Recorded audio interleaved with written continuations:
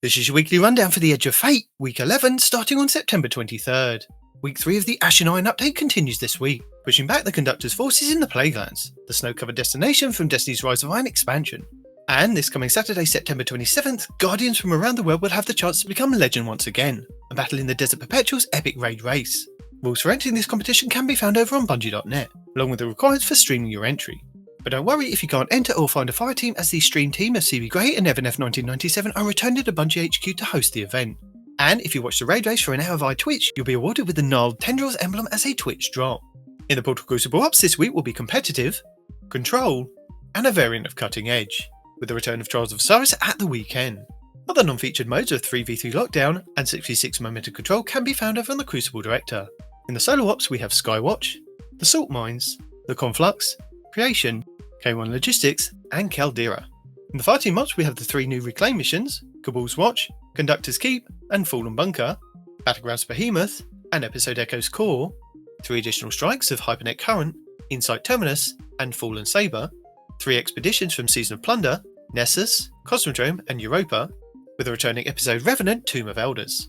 We also have the Strikes of Liminality, the Devil's Lair, Proving Grounds, the Inverted Spire, and the Glassway, Battlegrounds Oracle, Foothold, Delve, and Conduit, Empire Hunts the Warrior, Technocrat, and Dark Priestess, Savathun Spire Offensive, Onslaught Widow's Court, and Midtown, with the Coil.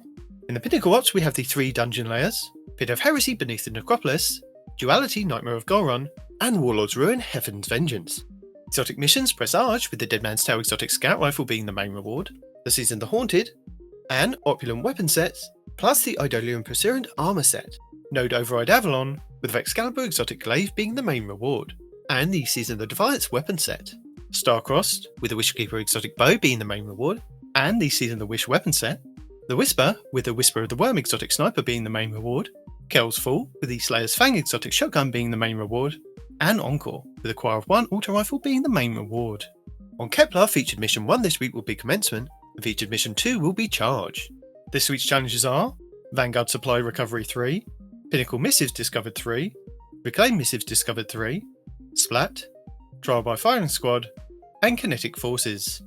For our Legacy rotation, the Dreaming City this week is at a medium curse level, which means Petrovenge can be found in the Divilian Mist and has the Oracle Engine mission for the next week. The Blindwell features Hive enemies and the Plague Kragar. The Ascendant challenge will be the Shattered Ruins over in the Spine of Keris. On the Moon, the weekly story mission is a mysterious disturbance. The Trove Guardian is located in the Anchor of Light, while the Wandering Nightmare is the Nightmare of Zortal in Sorrow's Harbour. Nightmare hunts Crota, Despair, Omnigul, Anguish, and Fanatic Insanity. The Altars of Sorrow start this week's rotation with the Nightmare of Zydron and the Heretic Rocket Launcher. On Europa this week, Phylax the Warrior will be the Empire Hunt, Asterian's Abyss will be the Eclipse Zone, and the Exo Challenge will be Agility. Dares of Eternity Expert difficulty rounds are Fallen, Hive, and Zydron. The Scatterhorn armor set and the Lightkin armor set will be available in Dares of Eternity with Weapon Set 3. Chroma Rush, Ignition Code, Grid Skipper, Farewell, Sonja's Tale, Shattered Cipher, Main Ingredient, Long Shadow, Last Dance, Toil and Trouble, Wishbringer, and Last Perdition. The Witch Queen weekly story mission is The Ghost, Altar of Reflection's Choice, and Altar of Reflection's Insight. The Wellspring activity will start the week on Defense, with the Arc Grenade Launcher, Tarnation, and Vazul Solar Scorn Chieftain as the boss.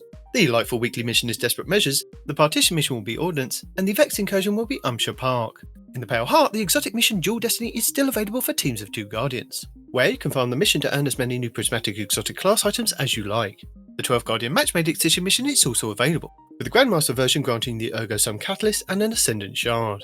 The Lost Sector rotation for this week will start with Veil's Labyrinth on the Cosmodrome, Bay of Drowned Wishes on the Dreaming City, Skywatch 4 on the EDZ, Bunker E15 on Europa, K1 Logistics on the Moon, Hydroponics Delta on Neptune, the Conflux on Nessus, Sepultura on the Throne World, and the Blooming Deep in the Pale Heart. Also, with the Edge of Fate, all raids and all challenges are now available all the time, and at present there are also no featured raids or dungeons each week.